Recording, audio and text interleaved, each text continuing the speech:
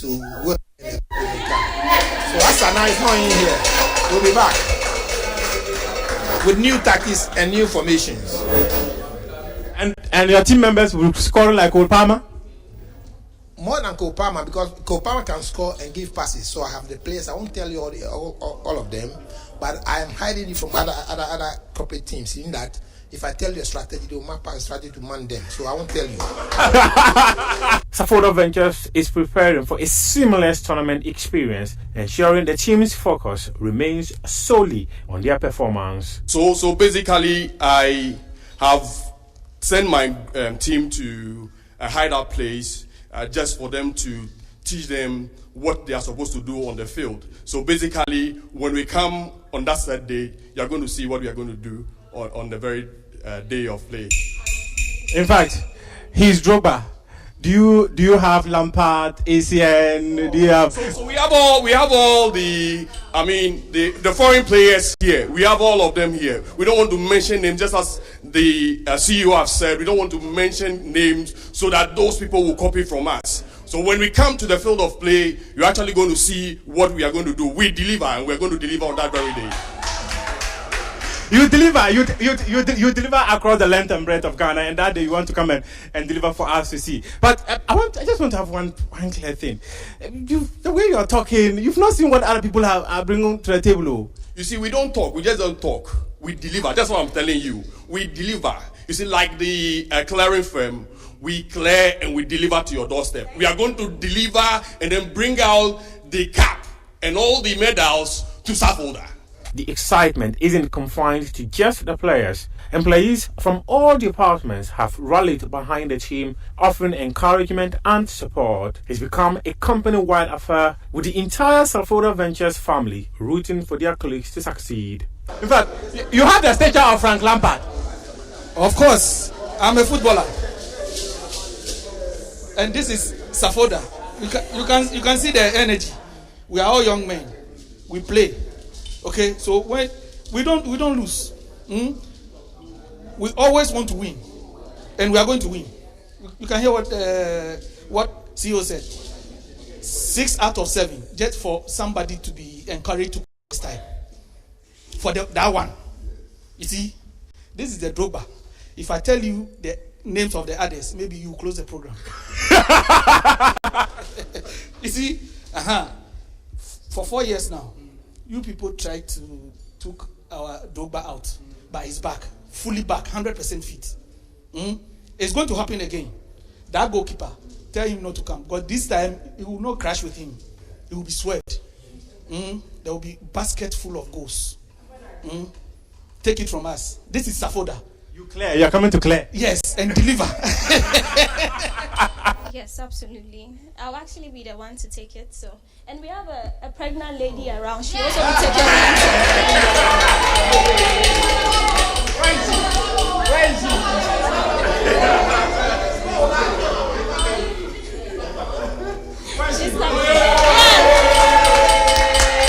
She's our star player. And she's going to be the star player. Yes, she's our star player. Oh wow! Yeah, absolutely. I see. I saw this one. This was that Joe Bio. For us, we are coming. We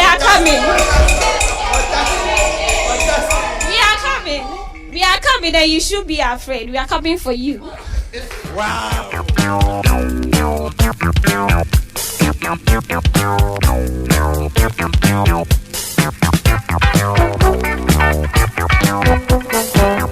So over the next couple of weeks, this is what you're going to be hearing. The bragging from all of these companies. You heard that lady, right?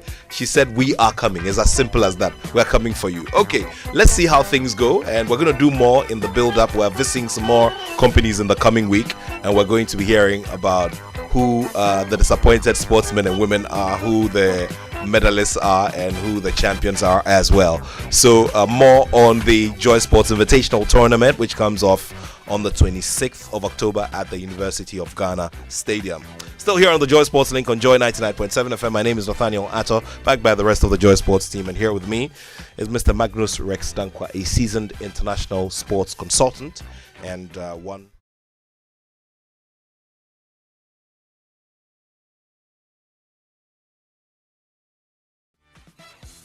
element of law which guards and regulates the sports sector.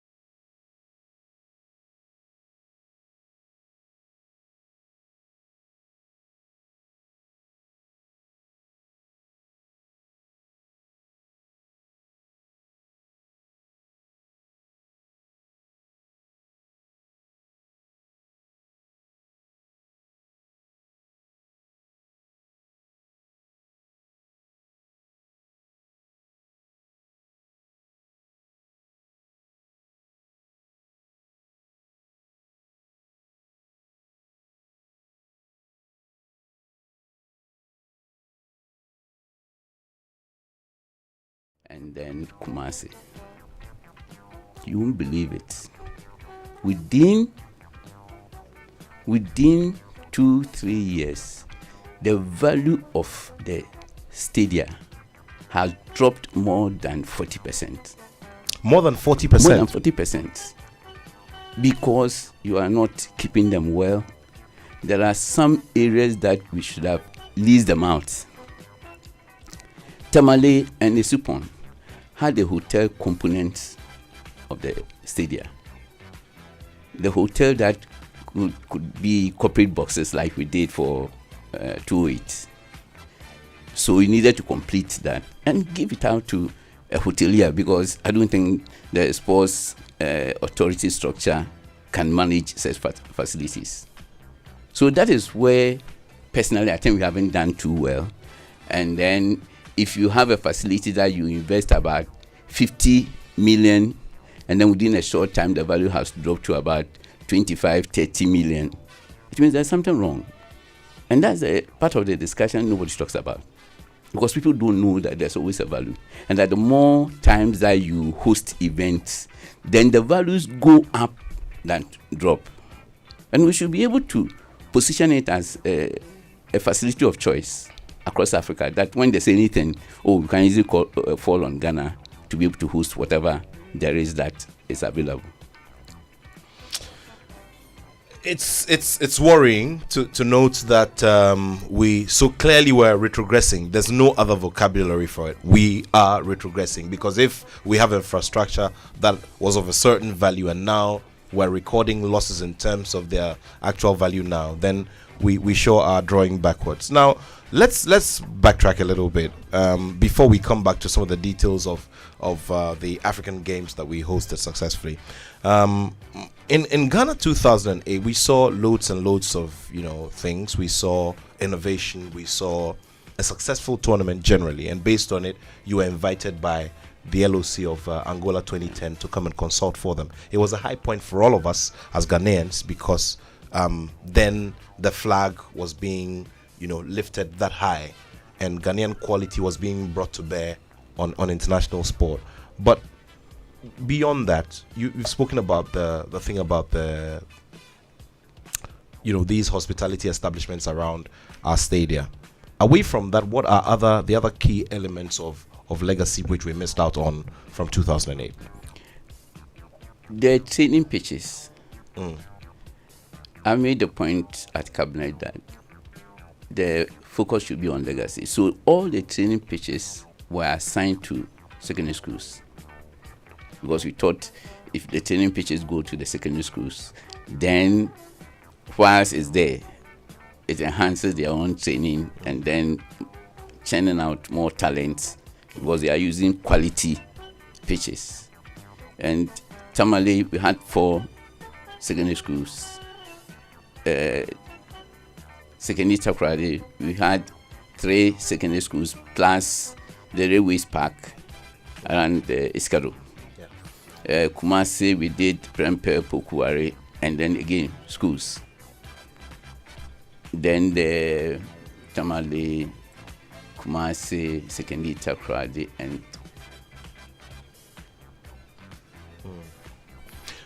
but yes, I do remember. I mean, the closest one, because of where I live and the fact that I live here in the capital, is that one at the Presbyterian Boys.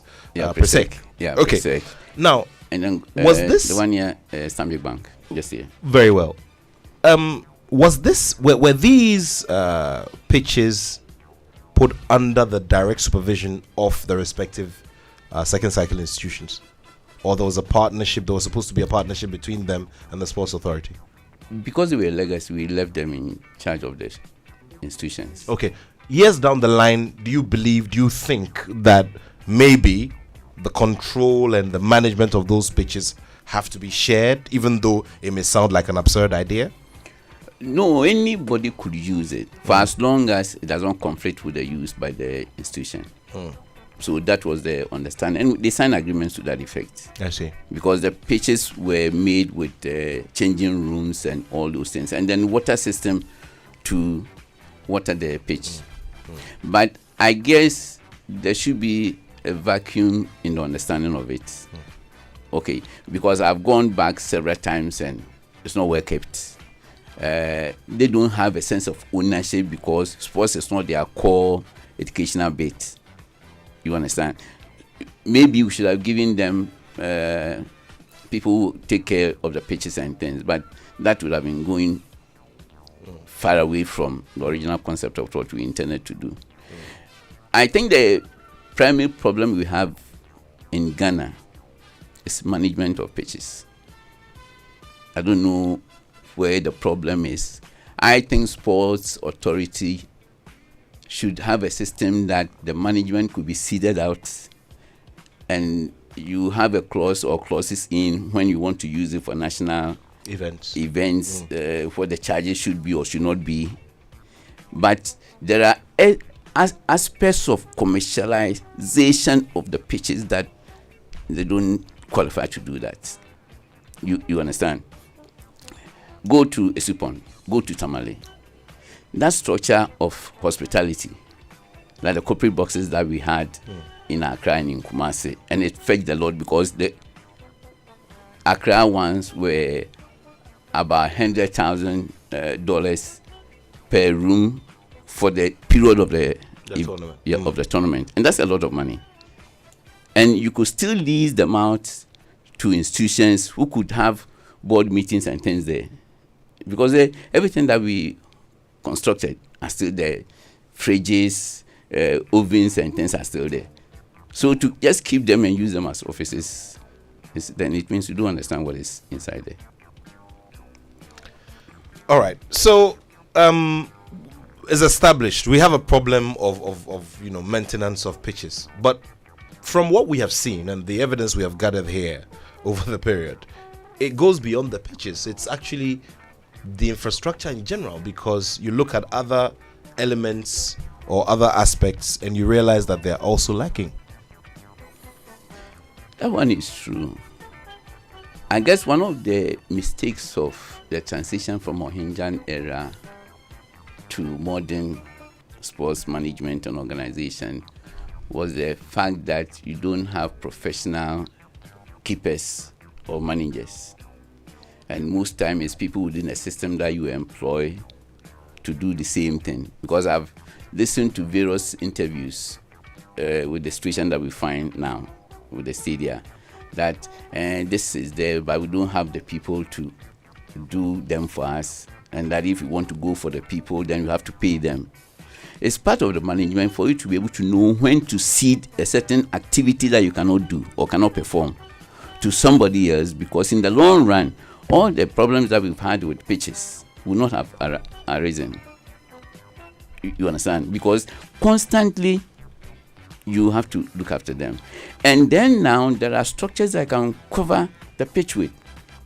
So that stone boy thing would not have happened, because once you give it to them, then you ask them now to cover them with that platform that will then protect the green grass. So these are basic things that everybody should know. It doesn't mean that the sports authority should do them. It only means that before you are given the space, make sure these things are done as part of your contract. But a bigger picture is the way things are structured. If you go in for a bid, there are all kinds of things that you have to satisfy, including legacy.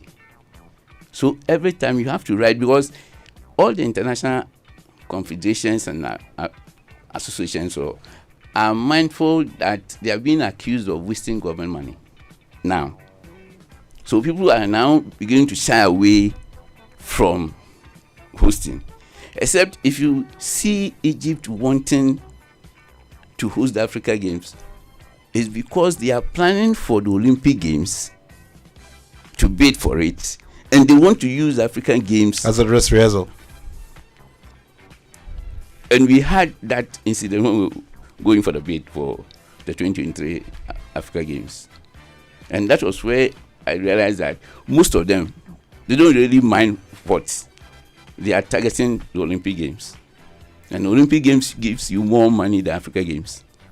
So whatever you put in, you get it back, because you have huge sponsors as against what we don't have with Africa Games. And it's because even the stars, they will come in, sign, get their allowances, and before you are aware, they are feeling all kinds of sicknesses and things, and then they fly out before even their events. Supposed to happen. Yeah, it means that you have a product that is not of interest to them. And we need to look at all these things going forward to structure them within the Olympic Games, and have most of them as qualifiers for the Olympic Games.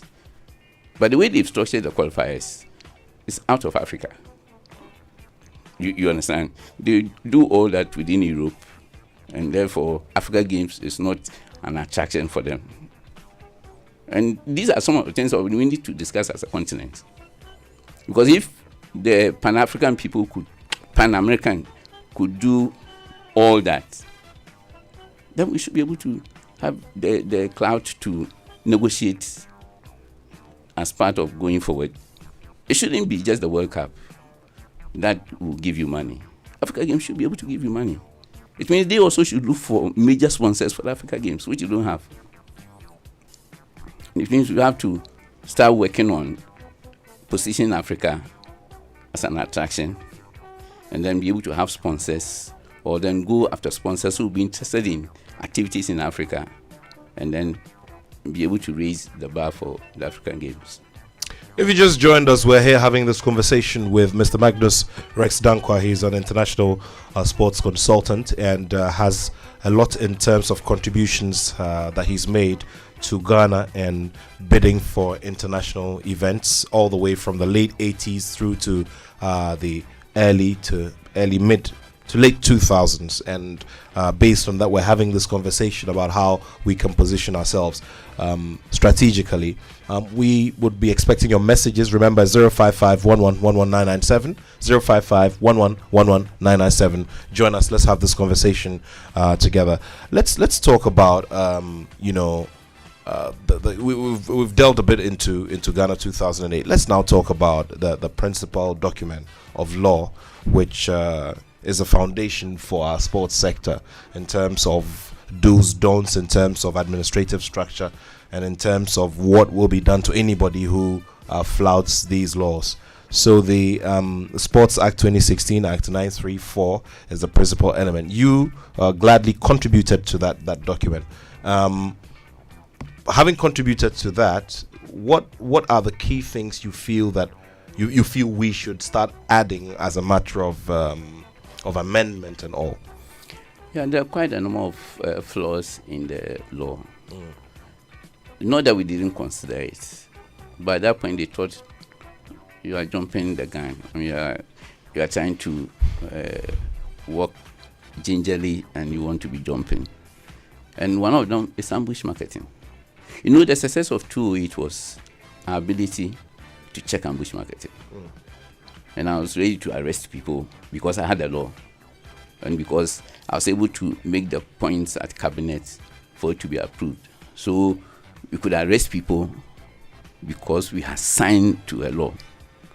And that is what we need now. Ambush marketing is a major thing.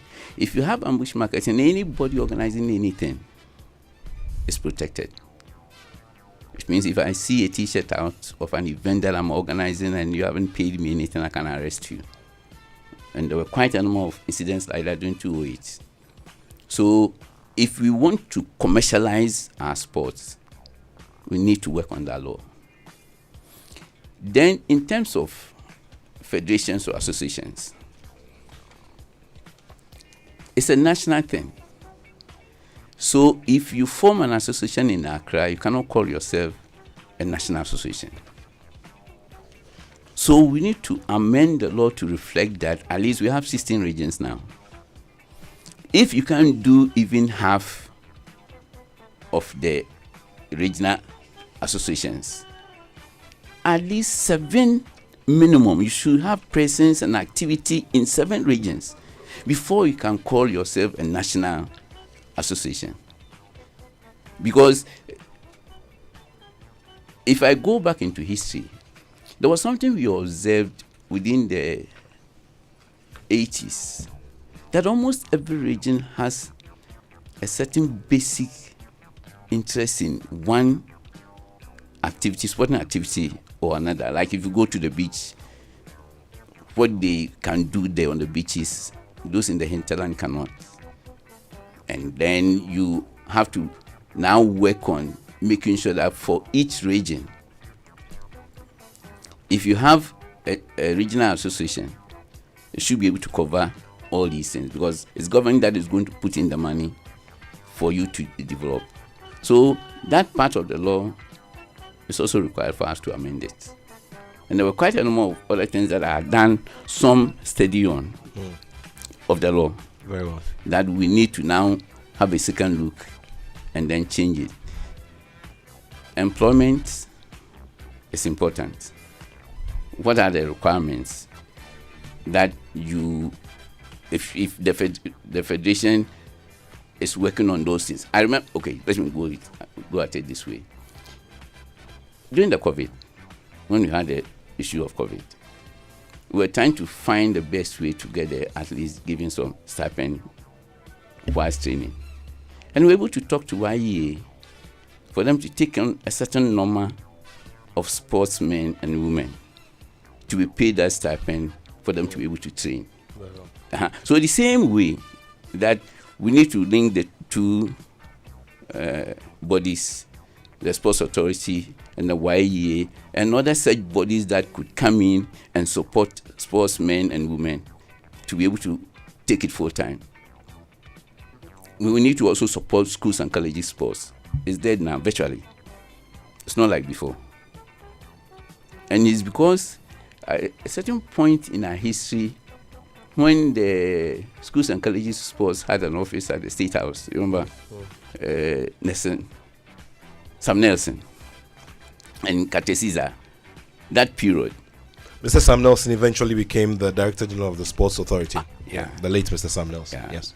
You see, so we need to question some of these old things and how they died. Now, GS do not put much premium even on school sports like it was before. So we need to engage. I remember a CMS time he formed a committee for us to explore how to revisit the GES coming back into mainstream sports and youth and sports, but sports, and then work at it that at least secondary schools could have equipment and things either from the sports authority or the ministry itself, or joint education and sports, and see how they can be provided for the people, that we can have the sportsmen available.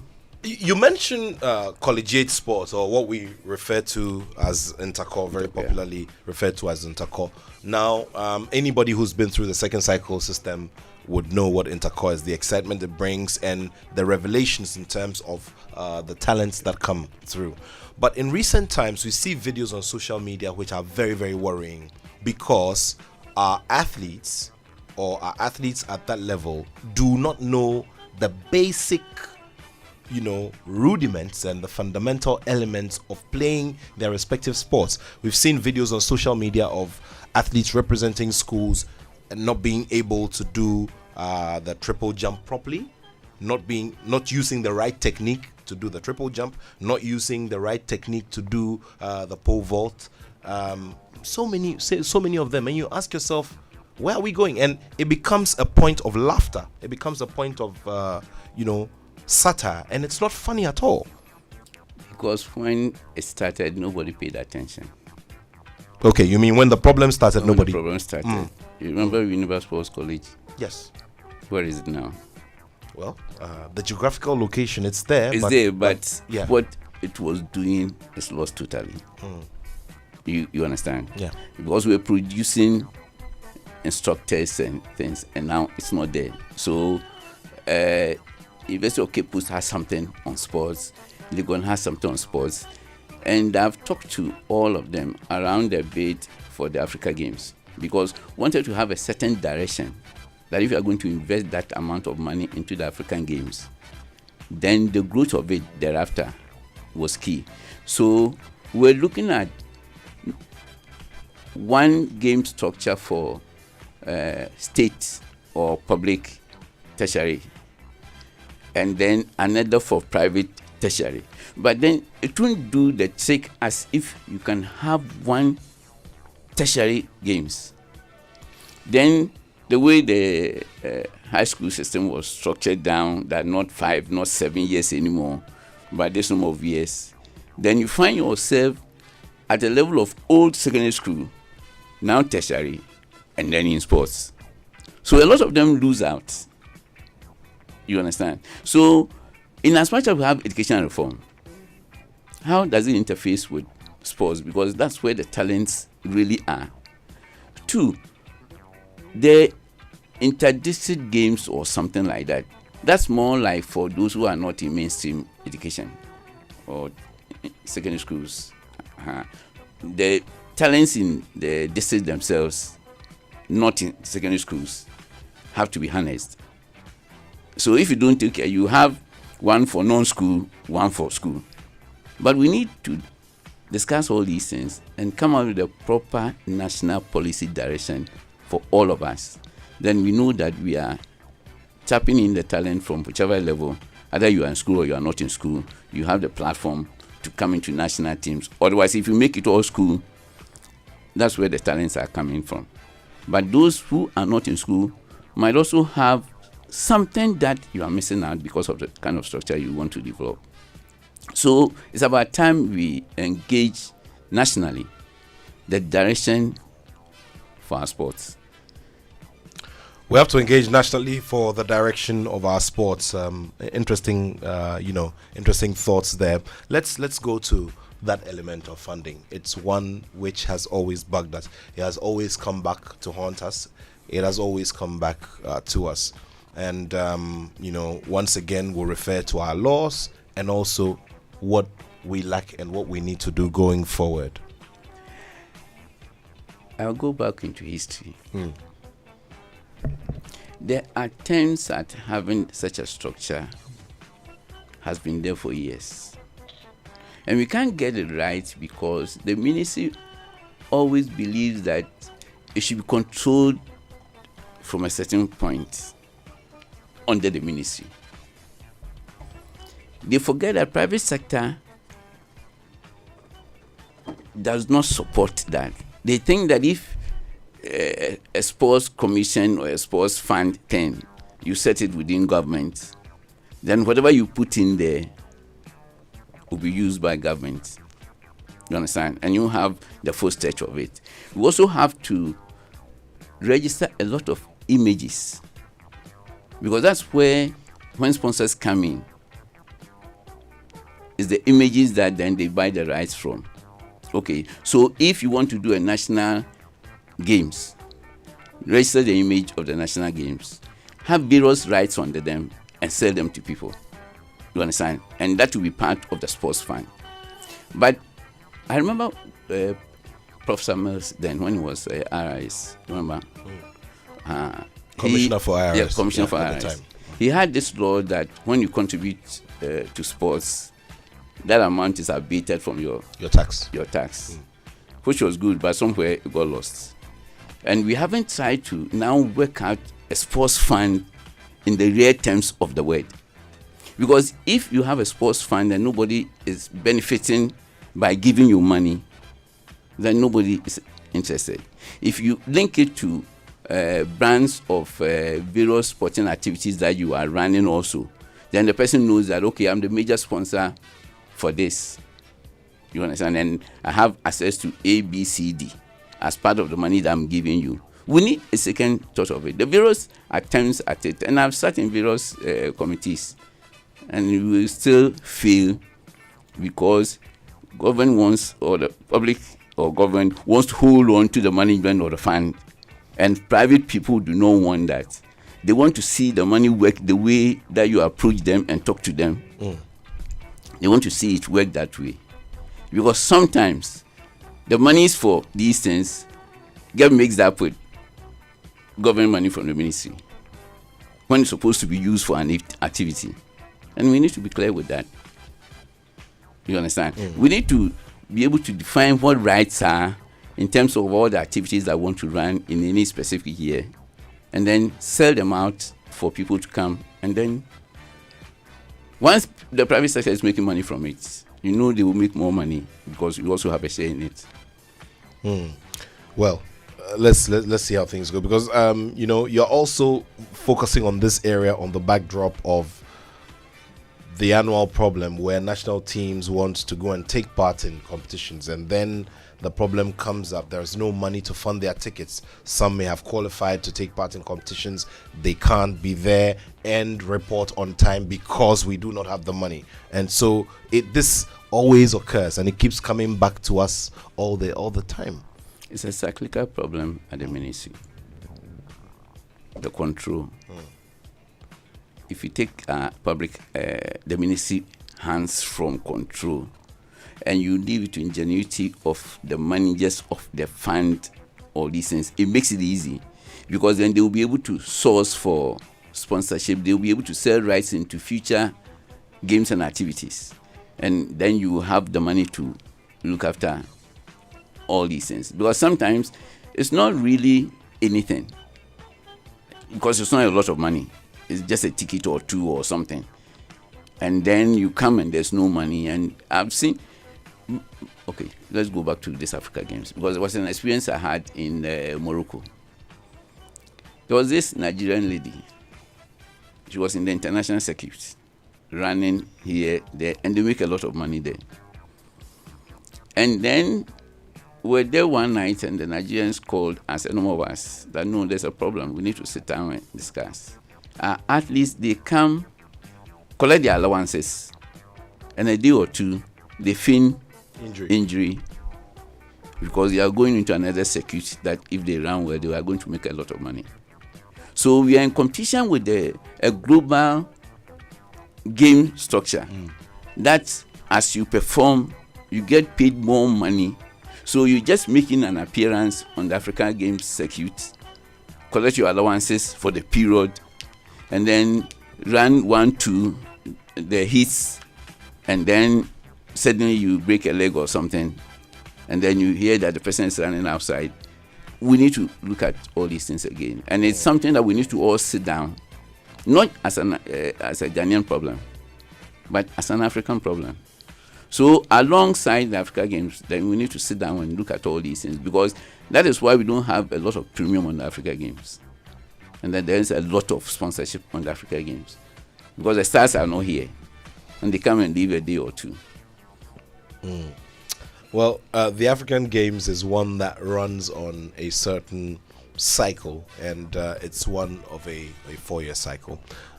We could talk about the Olympic Games as well, which has a similar format. However, the Olympic Games has not been pretty for Ghana.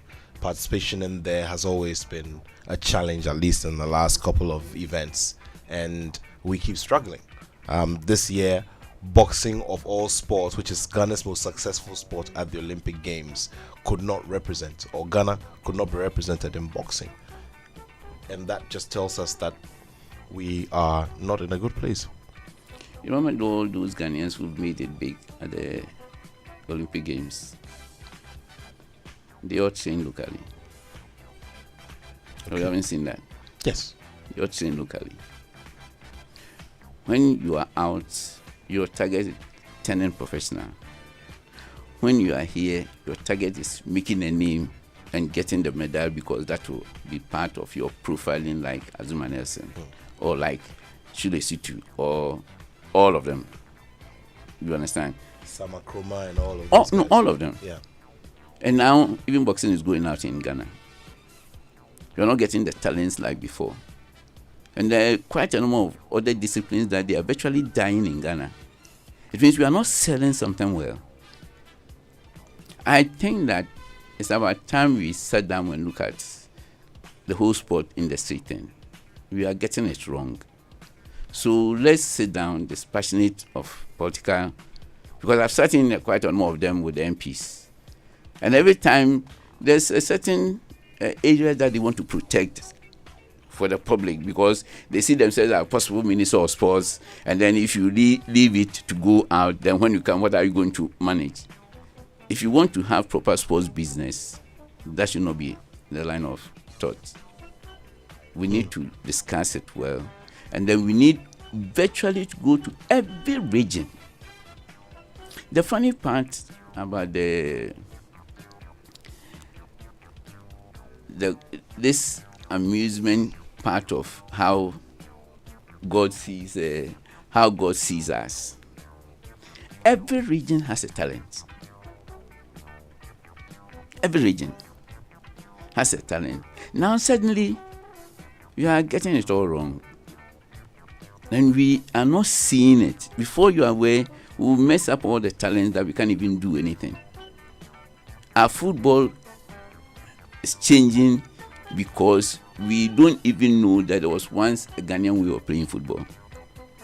So other disciplines, we need to engage ourselves and see that let's discuss this without politics, without interest, and see how to work on all the sporting disciplines as a nation. That way we'll know how we'll move on, and then we can get back to the top of the global sports thing. Well, join us with your messages. Remember, 055-1111-997. 055-1111-997. We're still here having this conversation on our sports development and the whole agenda, and where we may have gotten it wrong and how we can get things going. Mr. Magnus Rexdanquah, a very experienced brain when it comes to international sports consultancy, is here with me in the studio. So join us with your messages at 055-1111-997. 055-1111-997. Well, there's always the talk about the Sports Authority as well, and this comes back to the law. The Sports Authority, the fact that it is an entity that is mandated by government to promote and develop sport. And the issue recently that has come up once again is that of full and total control of these associations, especially the Ghana FA. There are those who argue that, well, this will be too bureaucratic if the Ghana FA has to work through the Sports Authority. But the principle of it is that every sporting association in Ghana must work under the umbrella of the Sports Authority. Before you bring in that comment, let's do a message. We'll do a message. We'll do a message, and after that we continue with the conversations here on the Joy Sports Link. Mr. Magnus Rexdanquah, Chief Operating Officer of the Ghana 2008 Africa Cup of Nations Tournament, is my guest here in the studio on your superstation Joy 99.7 FM. We're also streaming live on YouTube. So greetings to all of our friends who are joining us via the YouTube stream, from different parts of the world. Your messages are very, very welcome.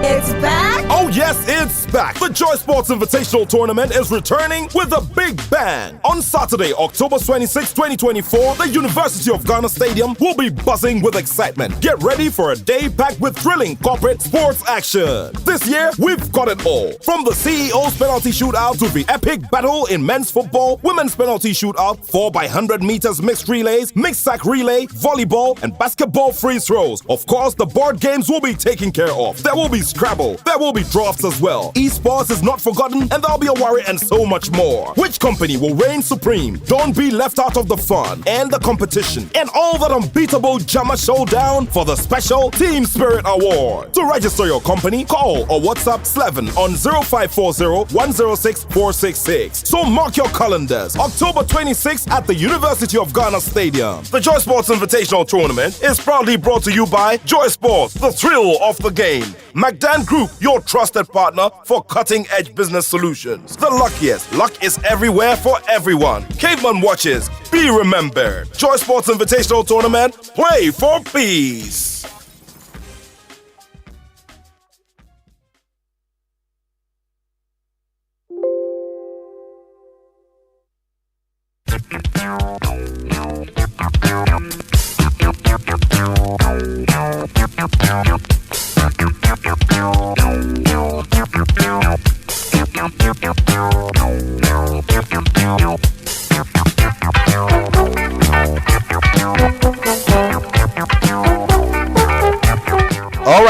All right. The message is very clear. The Joy Sports Invitational Tournament, the biggest deal or the biggest thing happening in this last quarter, aside the elections, okay? Corporate organizations coming together to do battle, very, very friendly sporting battles at the University of Ghana Stadium, which is one of our newest infrastructure, if you may put it that way.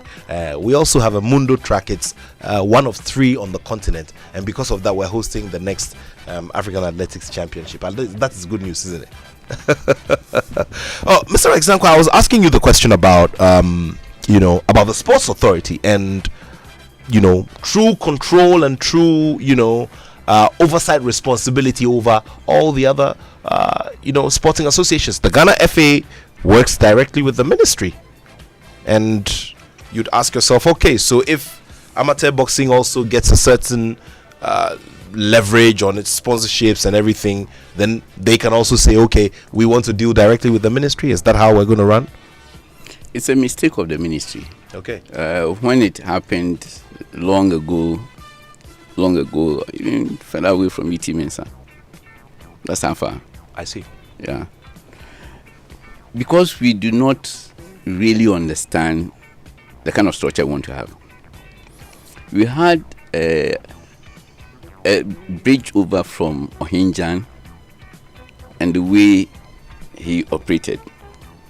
And after the coup, the sports council changed in a way because there was a bit of infusion of the military people, and then it went on like that. So it stayed. They didn't change anything from the old Gold Coast structure that Ohinjan took, and Ohinjan had the whole power of the president, Dr. Kwame Nkrumah, and that's the only place he took his power from. So he could do anything. Now you come in and there's a ministry, and then you have the sports council. That time, that has changed into a sports authority, just in name, but the structures are the same. You understand? If you want to be very commercial, it means almost every image of anything should be registered. And I had discussions, because I was coming to see you. Yeah. I had a discussion with the Registrar General, and I wanted to understand it in a certain way. How do we get almost every image in Ghana Sports registered?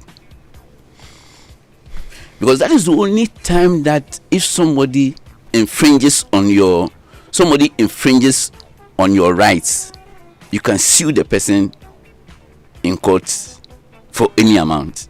And sir, you've raised a very important point, because there are days when I drive by the stadia, different match venues, and on Ghana Premier League match days, and sometimes I see all these paraphernalia scattered across different things, and I'm asking myself, where did this person get this from? Where did that person get that thing from? I mean, you look at a club like Accra Hearts, for instance, who have arguably the best structure when it comes to merchandising. They have a commercial, shop where they sell the merchandising through. But question then is, even with them, are they fully protected? Have they guarded? No, they are not, and they are not making the sales. They are not making the sales. If you register, then you have the law on your side to go after everybody, and then everybody will be afraid to even reproduce anything, because then a person can be jailed. And to start the process, it means every image that you have, you go to Registrar General and register it there. What they will do is they will do a global trace to make sure that you haven't copied it from anywhere. Because as soon as you also open yourself up, you lend yourself up to other infringements from other countries if you copied it anywhere. And sometimes the clubs do. They just take somebody's logo, change the name, and then if it can be changed that you infringed on it, you have to pay. So we need to start by every association or club going to the Registrar General's department to register the image. It's that image that anybody will use to do anything. And once you register it, then you can go after everybody. So you have a product, you don't have the law behind you. So when you even see somebody is selling, you just look at it. If you have the law, remember 2-8. I mean, I could go after anybody. I went after a big shop, national shop, and then they told a friend police superintendent that I was taking them to court. And the policeman called and said, "You can't go to court." I said, "Are you sure?" "No, you can't go to court. Even if you have to go to court, it's the police that will have to prosecute for you and will not come." Then I said, "Are you sure?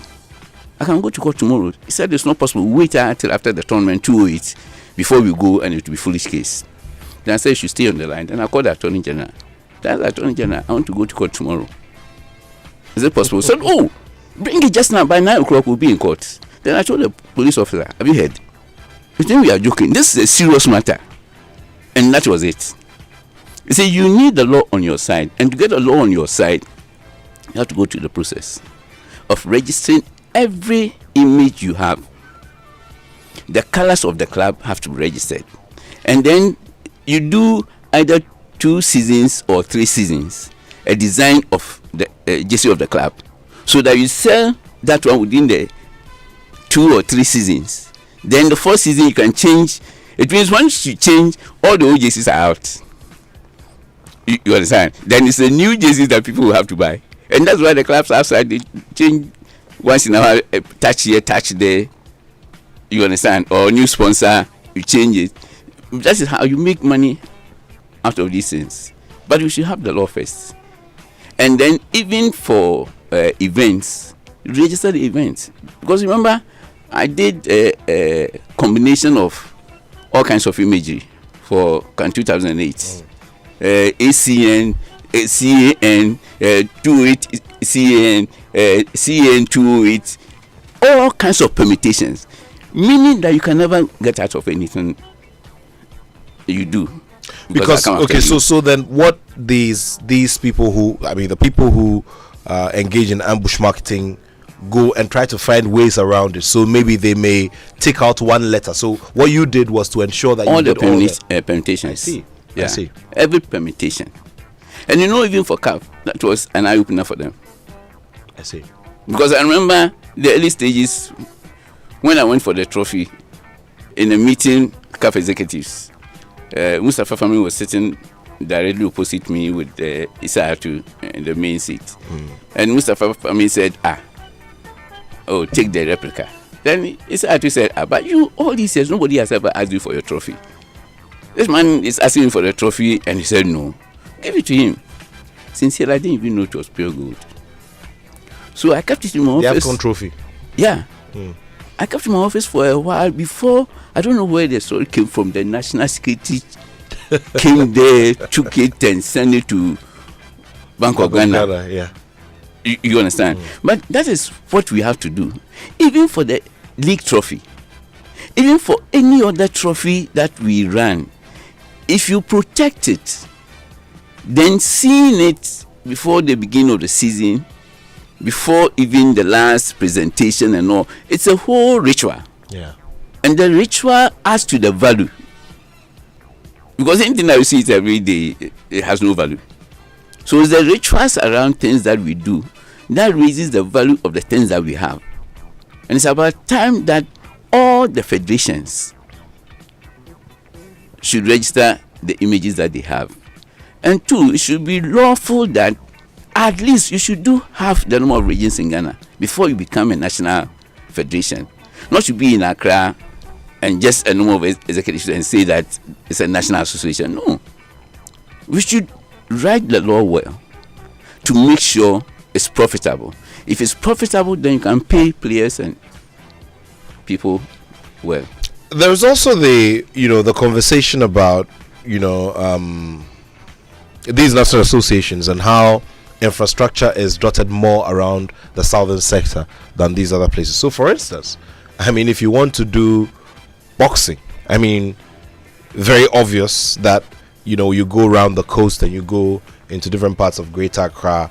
Fantastic. You have loads and loads of boxing gyms where you can develop boxers and help them to grow. But then you go further up and you realize that in the Ashanti region the number keeps decreasing. In the Volta region, it's a very unfortunate situation because I mean, I'm not sure we can count more than 3 as we speak. And some boxers who are willing and ready to get into the sport find themselves at one part of the Volta. If you're in the northern Volta, for instance, how then do you come down to Keta every day to train? It's not possible. So then question is, the lack of infrastructure is also preventing people from playing respective sporting disciplines. And so because of that, it becomes difficult for these sporting disciplines to exist in some of these places. That is the dichotomy of the egg before the chicken, or the chicken before the egg. That's the situation we find ourselves in. And you have such a situation because then the people who manage the discipline are not working. You understand? And that's why I'm saying that you should have a certain minimum regional presence to be called a national association. Because the people who manage talents will go to every nook and cranny of a nation to look for talents.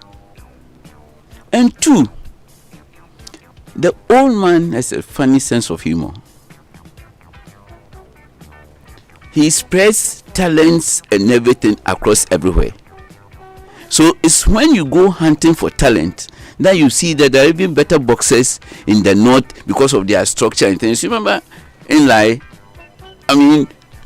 those days, attackers are from a certain area, defenders are from a certain area. So we need to revisit the thing in a way that we understand what we are looking for. Because every region in Ghana has a special talent there. The only thing is we haven't tried to find it. Somersaulting is easier for those with sand around them. So the coastal areas, definitely there are so gymnastics talents. would be will thrive. Definitely, definitely, and that's at work.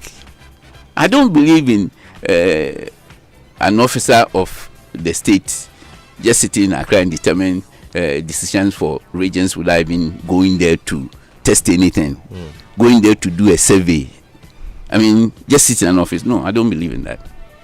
So, for instance, boxing then spreads to the northern part of this country. We made some very interesting discoveries some years ago. Weightlifting, arm wrestling can be centered in because we have, when it comes to the physiological makeup of some of our people, you go up north and you realize that people have better muscle bulk and can be better adapted for those disciplines. That's what we have to do, because we are not making values out of why somebody should be in the north and somebody should be in the south. Definitely they are not the same. There are certain attributes being there you would have against being in the south you would have, or being in the center east or center west.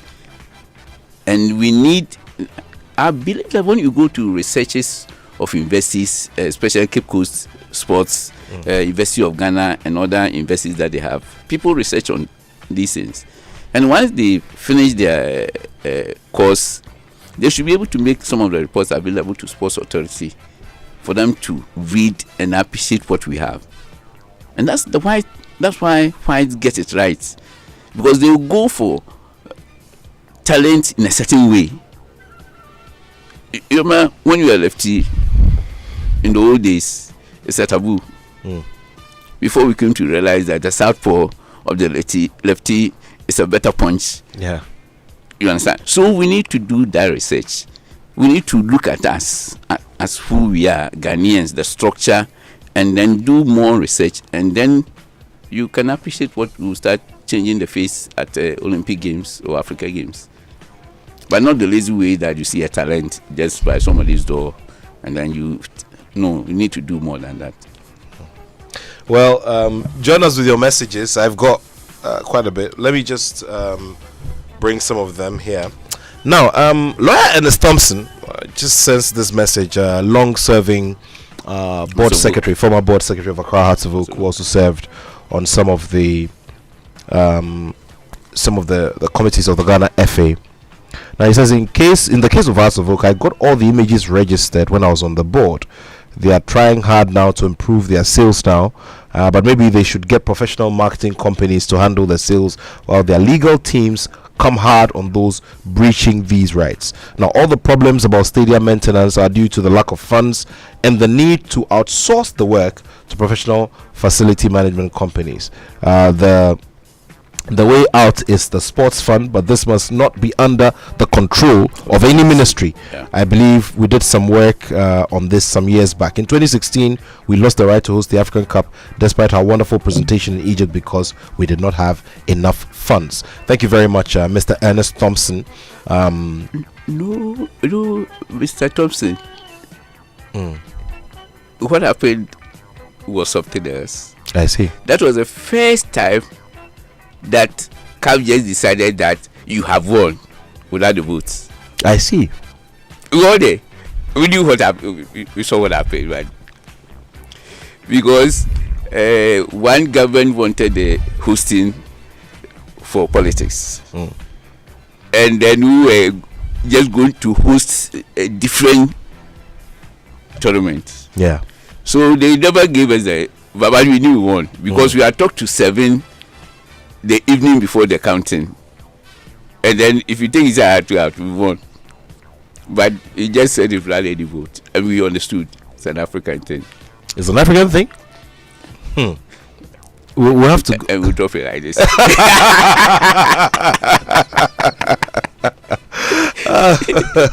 Well, good afternoon to all of our friends who are listening to us from different places. Emmanuel Ajepong's son, Jason Jojo Nkunima Ajepong, of SAV Preparatory School. They all listen to the Joy Sports link a lot, and happy birthday to him. I don't know what sport he'll be playing for Ghana soon, but let's see how things go. So keep the let's keep the messages coming. 055 1111997 055 1111997. We'll be glad to share with them, with all of you. Remember to add a +233 if you are texting from outside of Ghana. Okay, now there's a message here. Okay, so it says good day, Nat. My regards to Uncle Magnus Rexdanquah. For me, the issue of our stadia and our lack of management culture going forward, all non-sporting activities such as funerals, parties, political rallies, musical concerts, and church activities should be banned. And finally, my message to the Black Stars is to start showing commitment on the field of play in the Sudan game. The Sudan-Angola matches are a must-win for us if we must be in Morocco. Prosper Dominion is from Dakuman. Okay, thank you very much, Prosper, for that message. Remember, 055 1111997. So you spoke about getting the technology to cover the pitches, and for some reason we never seem to procure this, and whenever people have it, but it's still interest. It's interest because anytime anybody wants to organize something, the person who has it is around, except that it's expensive. Okay. From the way I saw it, but you need that also to cover and protect the field. You understand? I remember some time ago there was a show that was done on the pitch, and then that was used. It's just like the ceiling thing. You join it, and then cover trusses. Trusses. Trusses. It's available. But you want it to be outsourced? No, somebody has it. So you go and rent it and come and cover the pitch before you can do anything there. You understand? And if you take it from the sports authority, then it's a purely thing that you have to go and pay for it and come and cover. Sure. It should be a condition that it should be covered. But you need the activities there to make the non-sport income for the stadium. So, see, and then the thing about banning non-sport activity completely is not practical. Is that what you're saying? No, it's not. And also, it's not a financial decision. You should think of the money you make, because between matches, it's an empty space.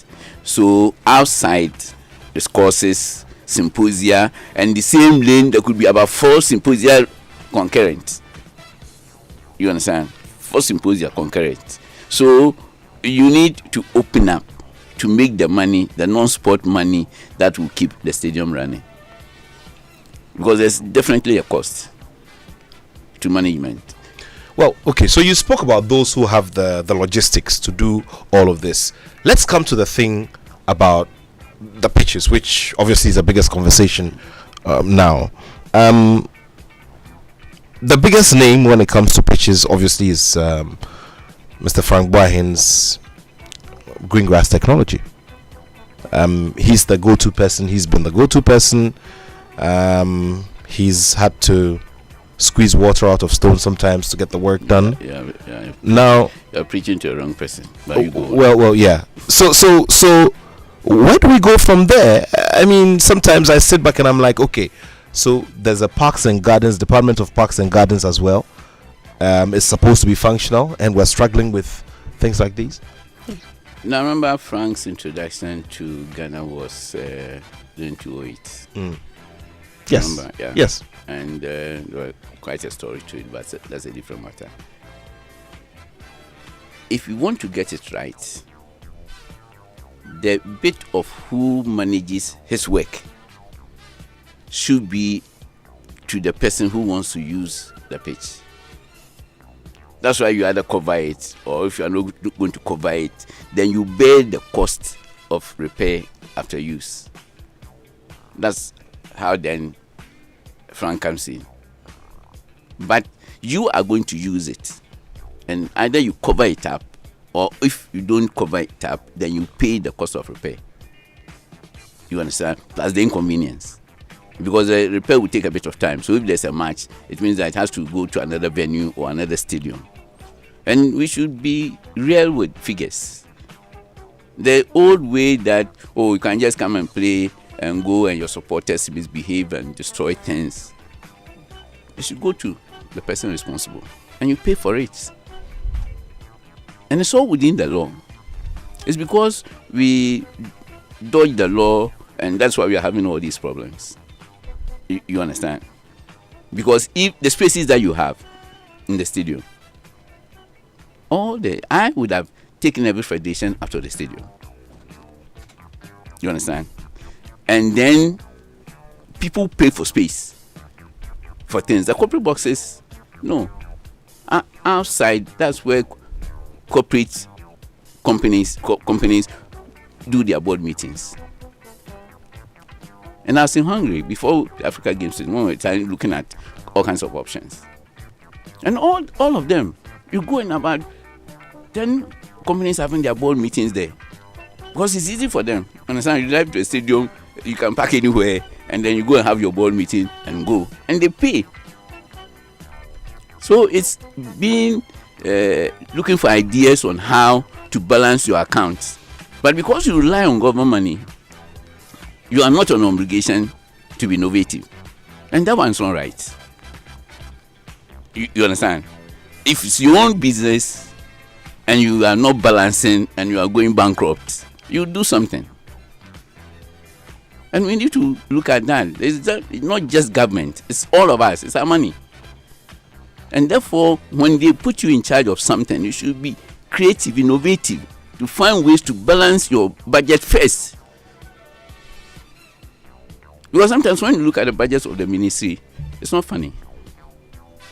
We are a lot of items there. Sports is one of the least funded sport ministries within the government. Because the government spends a lot of money on sports in other areas. So it's those ones that, last year there's no money, or this there's no money. But they have budgets that they spend on other things, because this also has to be taken care of. We need to be focused on what we really want. I don't think we know what we want. Why would football budget pass through the ministry and all the budgets go to the sports authority, when the football budget is just a discipline, like any other discipline? We should be there. I mean, we should do it properly. You understand? Once you do it properly, it's easy to account for things. Because it's your federations and our budgets go to the sports authority to defend it, before then you see how to fit it within the national budget for the year, before you go and defend it, and then it's approved. Then the same relationship as with any other association or federation should apply for everybody. Well, the people on that side of the conversation will tell you that we're creating a bureaucracy. That's also a bureaucracy passing through the ministry. Well, and it's a worse bureaucracy than the one that you go to the sports authority, because you give sports authority a law that is supposed to deal with every discipline, and then you take one out. What does it mean? You understand? And two, if you are coming for government money, there should be full disclosure on how the last one was spent and all. It should be discussed in a certain way, and not discussed that you're only accounting for government money. You're accounting for every other income that you received. You understand? And if you see that you always 10% of what you ask for, it means you are not working. At least we should give you about 5 to 10 years that at least 50-50. So 30-70 to 60-40, then to 50-50. Then it's seen that the federation or association is working. You understand? And then you also say that if we give you this amount of money, we should see presence in 10 regions. Because for a ministry, you are building a nation or a state. You understand? So if government is putting money into your association or federation, then government is expecting you to play a certain role within the national landscape. That should be present in about 10 regions or this number of regions. We should see this growth. Because we are building facilities there. The last facilities that have been built, they haven't even gone anywhere. They are getting spoiled. Which ones? The one by the Youth Authority. Yeah, that is true. So did we go or did we come? I mean, we need to be serious. We need to be serious. We need to go and find out what really happened. They haven't even finished and it's dismantling itself. That is why it's important to hold federations and associations accountable. And I would prefer that the accountability is done in public so that people there could also ask questions. If you don't want public accountability, then look for your own money. When you look for your own sponsorship and things, nobody will ask you how you got it and how you spent it, even though it's also public. Because you collected in the name of a national federation. But it's not as serious as when government gives you the money. And there should be rights. I mean, every federation could sell things that could get sponsors and rights and things. Because it's the rights and things that otherwise Olympic Committee cannot be giving money to almost every country if they were not managing it well. It's the same principle. They are managing the Olympic Games well. That's why they can make money and give some to every nation for you to even prepare for the Olympic Games. And then they give for first, second, some extra money. We should get it right. And sincerely, if you do a good thing, people will pay. And that is the example, the lesson I learned for 208. Because you remember what we were charging. And people paid. Dollars, people paid. And you finish and we got the Bank of Ghana to come in and do an assessment of the games and its impact on the economy and things. And even them, that was the first time. So I questioned them and told them quite a number of mistakes they had made. Because it's a whole new field, sports business. And if you don't understand it, you don't see the intrinsic. Intrinsic, sometimes things you don't see, but they charge you and you wonder, but I don't see it and it's so much. Because I know the benefits you get and the value you also get if you do it well. And we should let people work for the money they get from government. So the idea of bidding for international sporting events is something you'd advocate for, especially considering, because I mean, you're looking at the situation before. I mean, when you put in the bid, then we started experiencing difficulties with inflation and all of that, and that had a general effect on the economy, spending power and all of that. And the people, then you have a certain section of the public saying, listen, we care more about our bread and butter issues rather than going to invest over $100 million in infrastructure for a tournament. Technically, I'm a wrong person that you're asking, but I will still talk. You see, when you bid for something like that, you have a sense of what you want to achieve. Because I remember the amount of times I went into cabinet, and then cabinet was interested in cost benefit. So the budget you prepare tells you income and expenditure. And then after that, you give calculation or assessment as to how many years it's going to take you to draw to zero. And the cabinet wrote to the ministry. And you're supposed to prepare that and send back to cabinet. Because as far as cabinet was concerned, it wasn't free money going. you're going to have an activity, there will be some income of a sort. So you quote even the income and income streams that you have. You understand? And the number of years that it will take you to retire the money. It's that bit of the work that people don't do well. Because after the event, then all kinds of issues, then you lose the fundamental one that cabinet demanded, and you wrote to accept that after you are done, you do the cost-benefit analysis. With full disclosure of every income and full disclosure of every other aspect of the games. And that's about the parts that we are not doing well, or we are not being more accountable. And then marketing, the income streams of marketing should be properly done.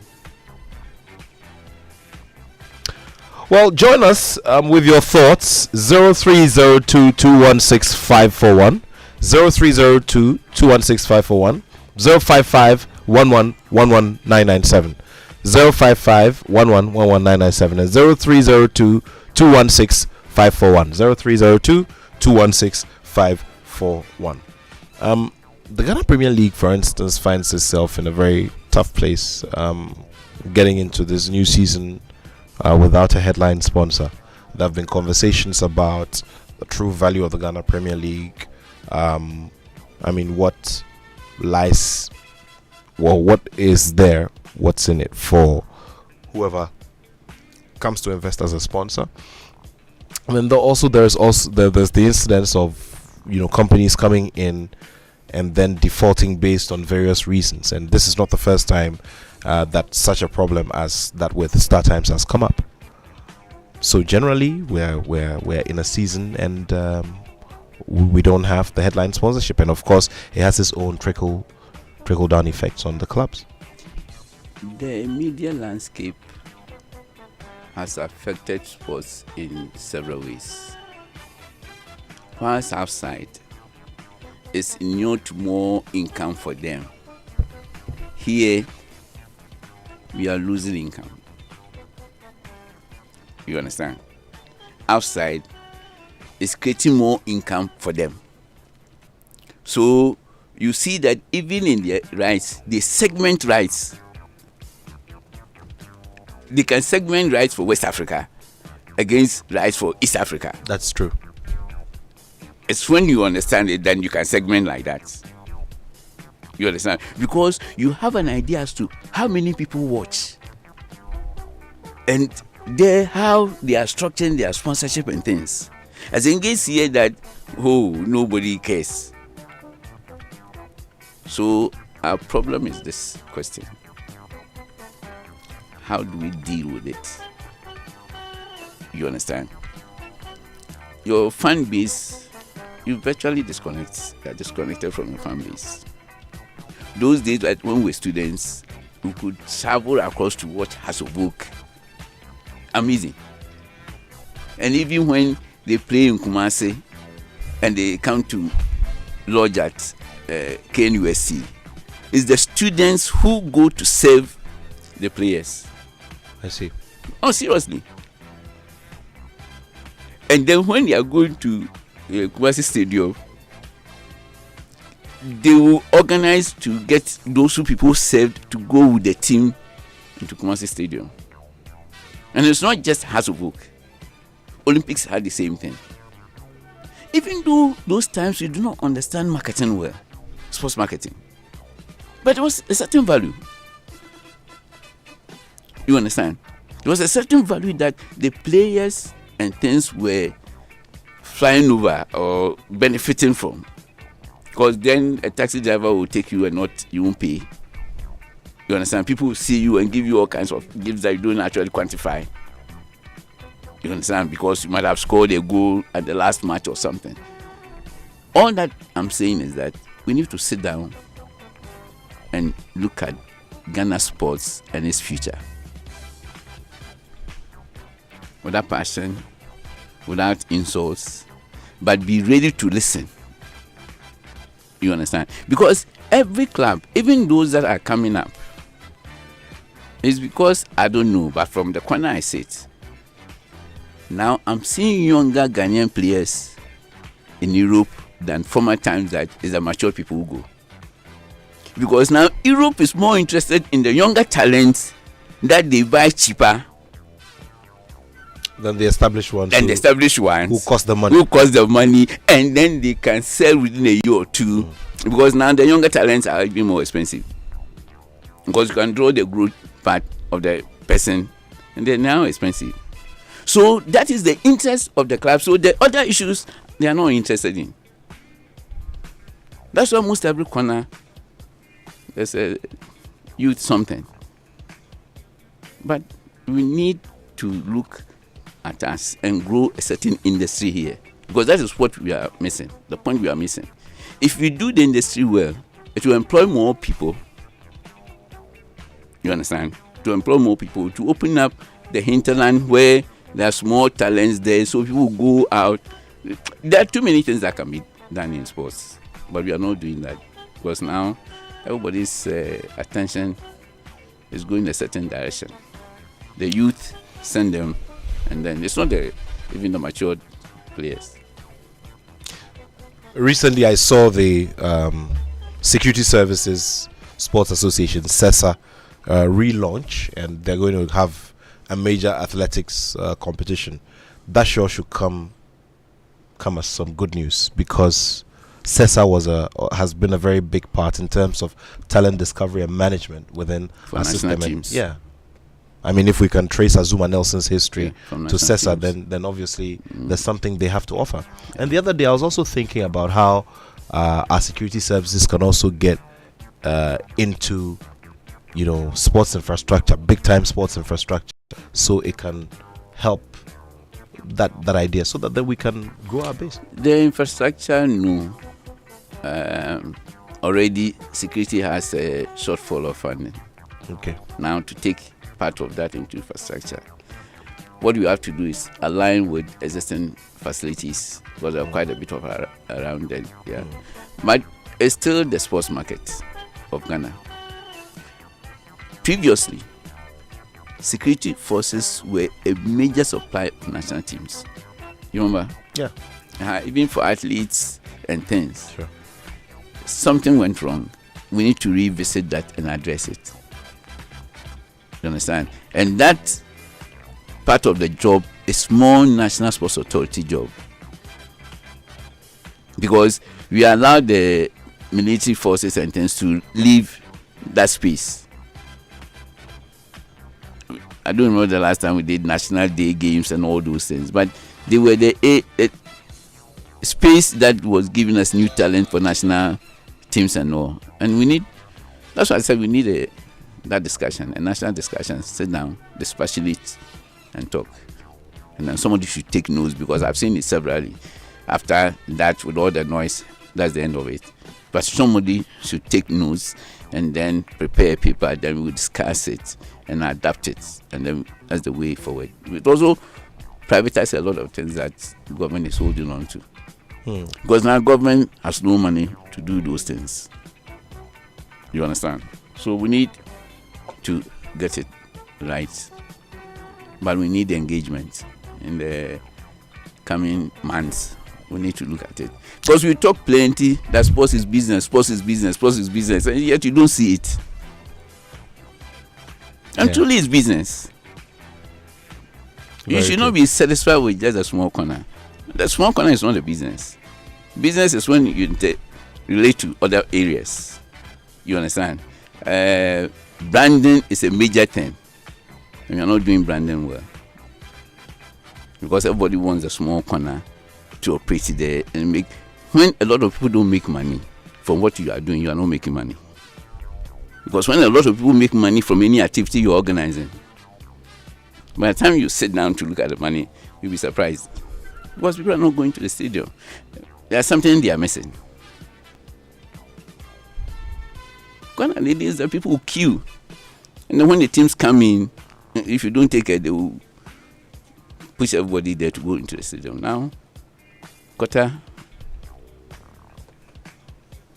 Well, interesting stuff there. Let's get to this final message that has been sent, and then we can call it a show this afternoon. Final thoughts over the last minute is one thing I'd want to know about the Olympic cycle and how we get ourselves ready for it.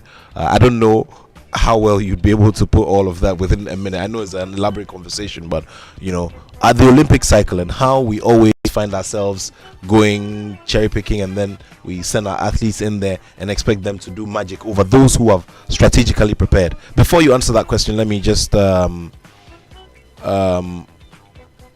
so I didn't get that message, so yeah, please go ahead. We need to revisit the issue of planning. It's the planning that we are not doing well. People see planning as, I have this talent, will be sold by this time, and then you are going to look for another one. You understand? The planning is not like that. We need an engagement of schools and colleges, tertiary. You understand? Then they are not the only source. Go around and hunt for talents on the beaches and everywhere. Those who don't go to school. Maybe when you bring them, you give them an opportunity to school, and there'll be different people. Because when you go back into our history, and I like reading the history of the industry, you see all kinds of people who were per chance, and the 10 stars. It means if we are not getting the per chance people, it means we are not searching well. You understand? But we need the engagement of thoughts that how do we move the way we operate into a proper industry that can do jerseys and all kinds of things. And then we can do the boots and everything here. I mean, yes, Hawk was doing things but we can change it. Because when you build your own brand, and per chance, one of the stars using the local brand gets into the World Cup using that brand. It's bingo. It's a big deal.